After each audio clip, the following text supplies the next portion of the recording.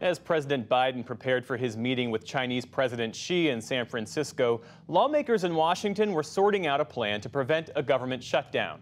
The House passed its temporary funding bill last night, with Republicans divided and Democrats mostly in favor. Here to discuss both issues is Republican Congressman Mike Gallagher of Wisconsin. He's also the chair of the Select Committee on China. Welcome back to the NewsHour. Great to be with you. I first want to ask you about this funding bill. You voted for the short-term government funding bill back in September, but voted against the one yesterday. Why? It's hard to see how anything changes with another short-term funding bill. Prior to the other one, I'd never voted for a clean CR. And now here we did waste a month deposing Speaker McCarthy, having this internal battle, and yet we're exactly where we were at the start of that process. And I'm increasingly concerned that we are going to sleepwalk our way into a defense sequester. Because of course, according to the terms of the Fiscal Responsibility Act, if we don't pass appropriations bills, we're going to trigger a 1% across the board cut next year. And at a time of growing geopolitical crisis in Europe, in the Middle East, and of course the Indo-Pacific, a defense sequester would be about the stupidest thing we could do. So that is my concern. Speaker Mike Johnson was forced to rely on Democratic votes to get this bill through the House, using the same maneuver that Kevin McCarthy used before that group of House Republicans decided to topple him. Will Johnson meet the same fate, or will Republicans give him more room to maneuver? I think he'll have more room to maneuver. He sort of has a honeymoon period, but to the point of your question, it is fitting that the CR ends on Groundhog Day, because it is Groundhog Day in the House of Representatives. The only path forward, as I see it, is we should pass a clean, non-offset Israel bill. Therefore, we can start a process of one track of negotiations over Israel, Taiwan, and defense appropriations, a separate track pairing Ukraine and border, and force both parties to compromise on that issue. It's going to require compromise. And then the Speaker should commit to a series of robust reforms to the entire budgeting process, which is broken and which is why we are in this situation. And until you fix that, we're going to wind up with an endless series of repeating CRs. And oh, by the way, we should pass the bipartisan, bicameral Ending Government Shutdown Act so we don't do this shutdown politics and constantly live under the threat of a shutdown. Republicans right now are increasingly positioning aid for Israel and Ukraine as an either-or proposition. Why is that? Well, I don't think it is an either-or proposition. I think we are the world's sole superpower, and we can afford and must do both. I think what Ukraine has revealed since deterrence collapsed in Ukraine is that our entire munitions industrial base is insufficient. So we have here an opportunity to make a once-in-a-lifetime, a generational investment in our munitions industrial base and build weapons systems, long-range precision fires, that are not only critical for Ukraine, for Israel, but are critical for our most important national security challenge, which is China's threat to Taiwan. That's what we have to do. That's why it's not an either-or. And certainly the enemies we have arrayed against us, this sort of anti-American alliance led by China, are increasingly working together. It's China, Russia, and Iran dedicating themselves to undermining American leadership. So for us to sort of segment these problems, I think misses the global picture.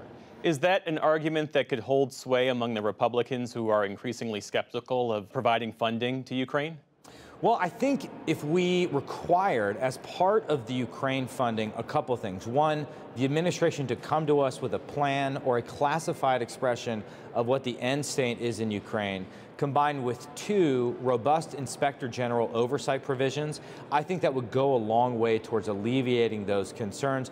But again, the reason I advocate for pairing targeted clinical lethal Ukraine funding to border policy changes is that that requires both parties to compromise, and those Democrats who may be skeptical of any tougher border policy in order to support further funding for Ukraine would have to come to the table. And that strikes me as a sensible thing to do, particularly as we have divided government.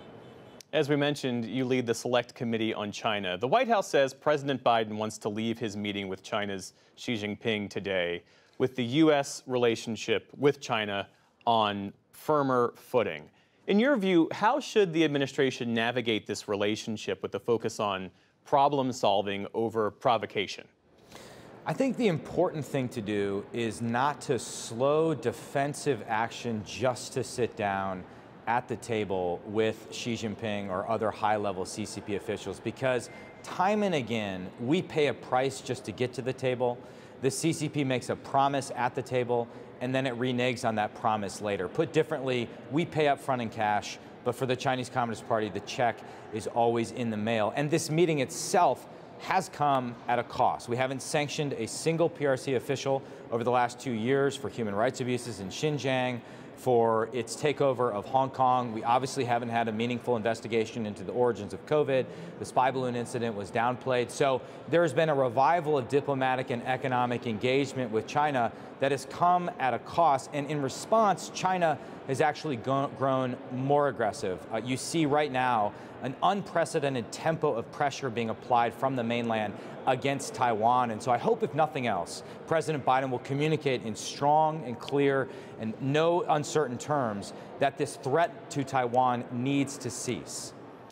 A question about that. I mean, how should the U.S. approach countering China's influence, treating China like a geopolitical foe on the one hand, while working with China to solve major challenges like climate change, like the problems posed by artificial intelligence, trying to stem the flow of illicit fentanyl into the U.S.? The most important form of communication to the Chinese Communist Party, far more important than anything Biden says in San Francisco right now, is actually that we surge hard power west of the international date line to the Indo-Pacific to make it impossible for Xi Jinping to conquer Taiwan militarily. That is the language of hard power that dictators like Xi Jinping understand. We also need to make sure that we don't mirror image our own Western values onto this regime. And in the past, people who have made an argument for cooperation with China have cited not only climate change, but also stability on the Korean Peninsula, as well as public health and pandemic prevention as areas where interests align.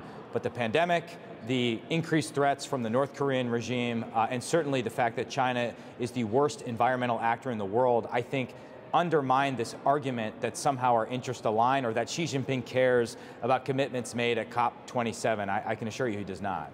Republican Congressman Mike Gallagher of Wisconsin, thanks for your time this evening. We appreciate your insights. Thank you, sir.